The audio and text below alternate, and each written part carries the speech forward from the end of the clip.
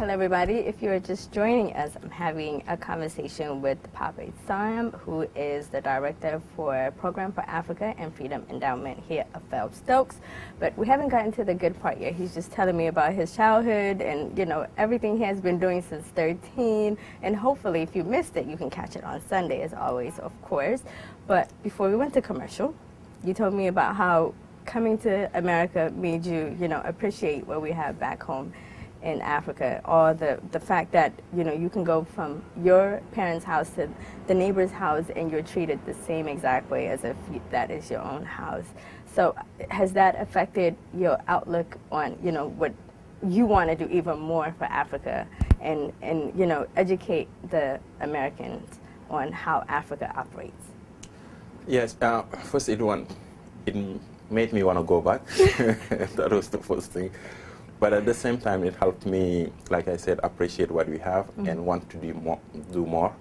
And I think that's the main drive of my mission in life, which is giving back, which is appreciating what you have, and knowing that what we call money or wealth is not defined by money. Absolutely. Because there are so many currency. Like, for example, in Africa, time is our currency. Yes. We don't value time, but we appreciate people.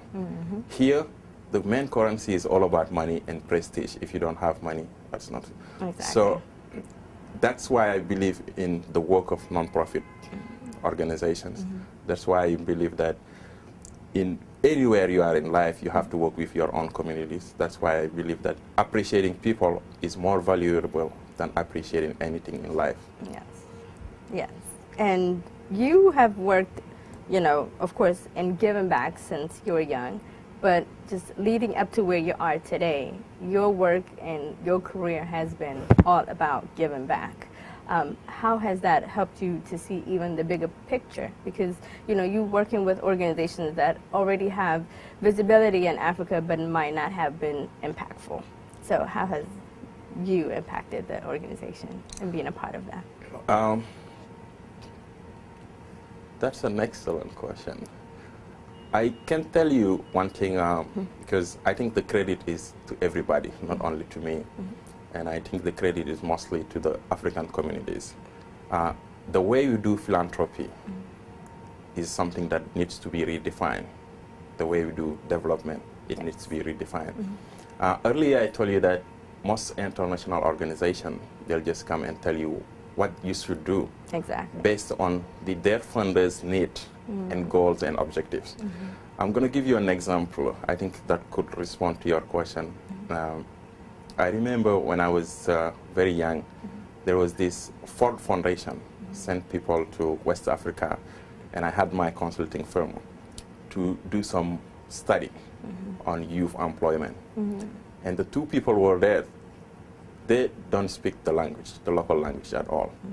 So they had to hire me and stay at their hotel and just let me do the work. So I did the work, I did everything, and gave them the report so they came back.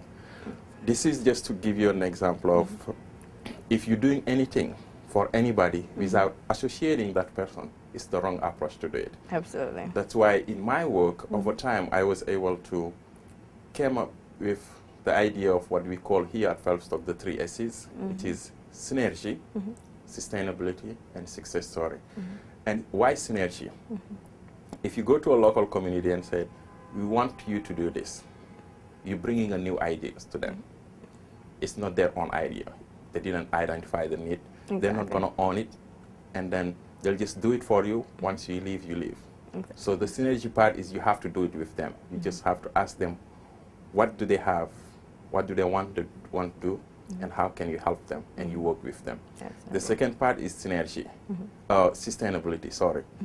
If you want anything to be sustainable, people on the ground have to own it. If they don't own it, if you leave, you'll take it with you. You're not going to last.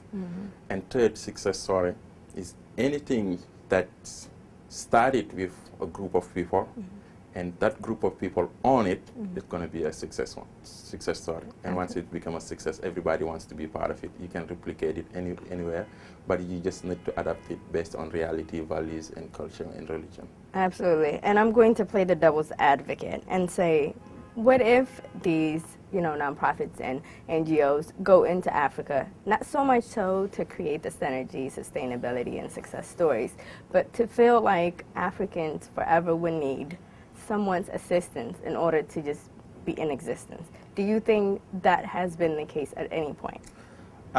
Yes, that's an excuse. I can agree with you again, and I think it's an excuse. Because when you say non-profit, people assume that it's a free labor. Right. You get paid less, which is true. You compare to real businesses, right. Which is true. Right. But at the same time, we have to understand that for most people, including the West and even the South, like Africans and developing countries, it's becoming now a business. Absolutely. And I'll give you an example. I speak to different panels and conferences here, World Bank, Peace Corps, and some of them, they really don't like to hear me anymore because of crazy things that I would say.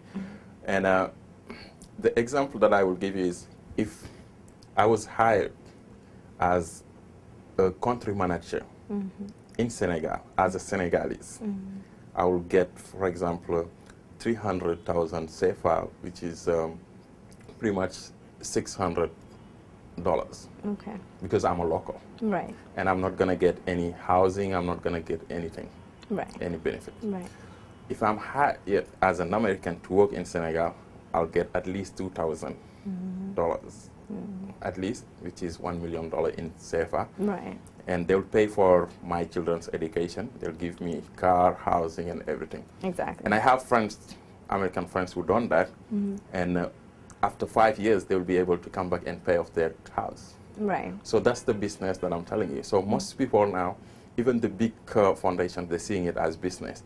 If we don't exist, or if we force them to work with local people, with Africans, they're going to lose their job. Right. They're going to lose all the prestige. So Right. it's becoming an excuse that they will always say, oh, Africans need us. Right. But, and that's where I think that they are wrong. And that's where my disagreements come in with most of these nonprofit organizations that go into Africa. Do I think Africans need assistance? Yes. Are we handicapped? No. So when you do speak to the World Banks and those kind of powerhouse nonprofit or foundations who negotiate a dollar amount for resources, how do you make sure that the people also are considered in these negotiations? At Phelps Stokes, we pretty much don't work that way. We work with locals. Every time, whatever we do, we work with locals. And I can give you an example. Myself, as an African, in an organization that has been around for 100 years. Right. I'm the first African being a director of program and then being a CEO now. Right. I'm the first African. And I think that's the credit to Phelps Stokes, of course. But to tell you that what we do, what you're saying is totally right. So the reason Phelps Stokes doesn't do any publicity or marketing or anything, because we believe that if you're taking money to do that, you can just take that money and give it to the local community. Absolutely. So wherever we go in developing countries or around the world, Africa, South America, Latin America, indigenous or everywhere, we work directly with the people. That's why we call it synergy. So we don't hire experts. We just hire the locals and work with them. Now, going back to just try to respond to your question, like dealing with big names, what we call the beltway bandits, like big organizations like World Bank. I don't want to go further. But it's very difficult to negotiate with them, to ask them to at least involve the local communities. Because the money was put by different governments. And they use it, hiring all these locals, all these experts, they think that they have the knowledge, they have the expertise to do work.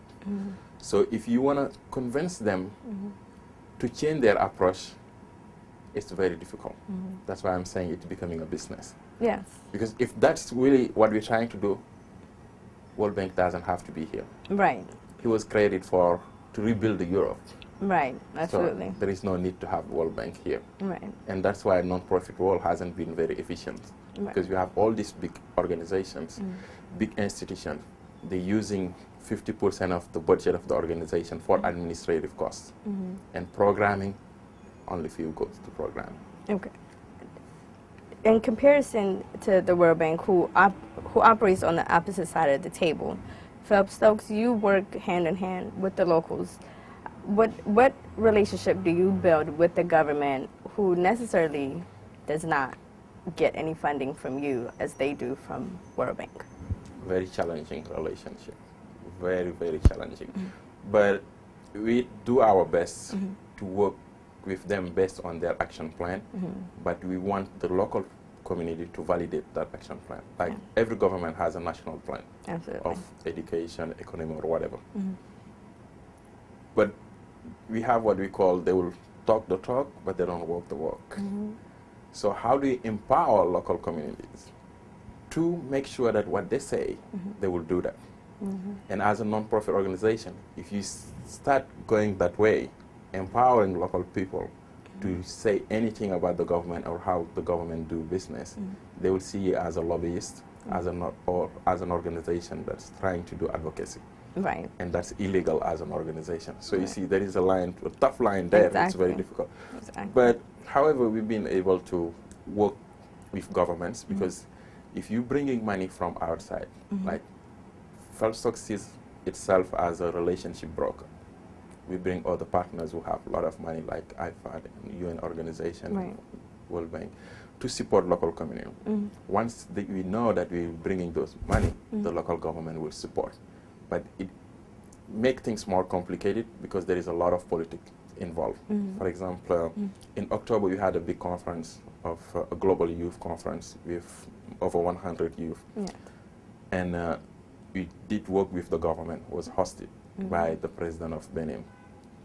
But it took us almost 2 to 3 months to be able to convince the government that what we're doing, we want the youth to lead it. Because the youth were the panelists, they were the organizer, they were the facilitator, they were everything. But at the beginning, to just have the government approve that was very difficult, because they wanted to do it themselves. So those are a lot of complications. But it's life also, we always have those problems. Absolutely. And we're going to take a little break and come back. Don't go anywhere, we'll be right back.